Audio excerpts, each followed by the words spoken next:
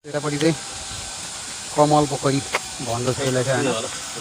अनि यो चाहिँ पुरा माछा पालेको होला यहाँ पनि है, दामी लाग्यो। दाइ यो पोखरीको नाम के हो? लोटस।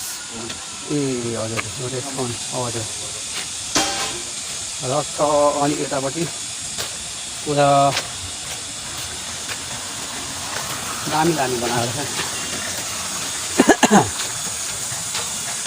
उता ढोल ढुङ्गाको छ, त्यो दुईवटा उसमा चाहिँ ढोल ढुङ्गाको छ है, दामी छ।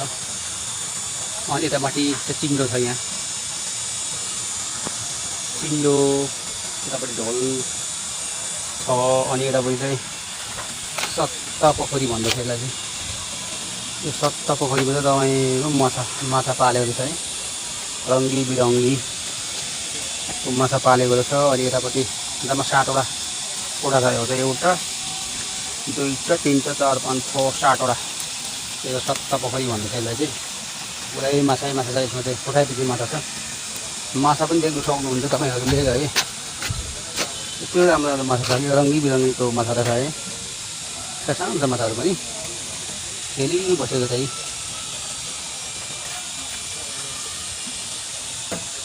यतापट्टि चाहिँ पुरा अब मान्छेहरू बस्ने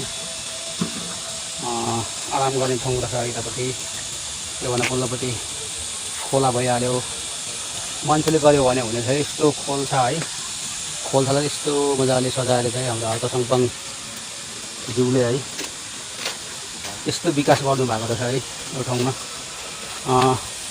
पहिलाबाट हामी यहाँ आउने चाहिँ इच्छा थियो है, जस फाइनली आज चाहिँ आउनु सफल भइयो। अनि अहिले हाम्रो एकदम घुमघाम छ यता है।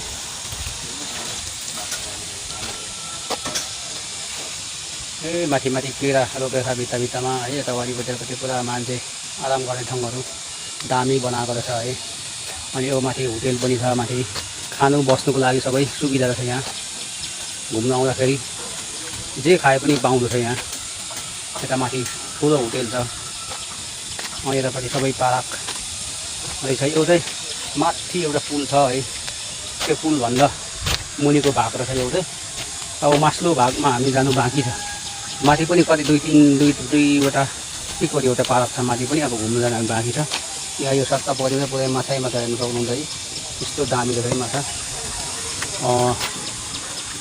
त्यतापट्टि के अफिस छ यहाँ चाहिँ है, दामी छ। यता भाइहरू पुरा पेन्टिङ गर्दै हुनुहुन्छ।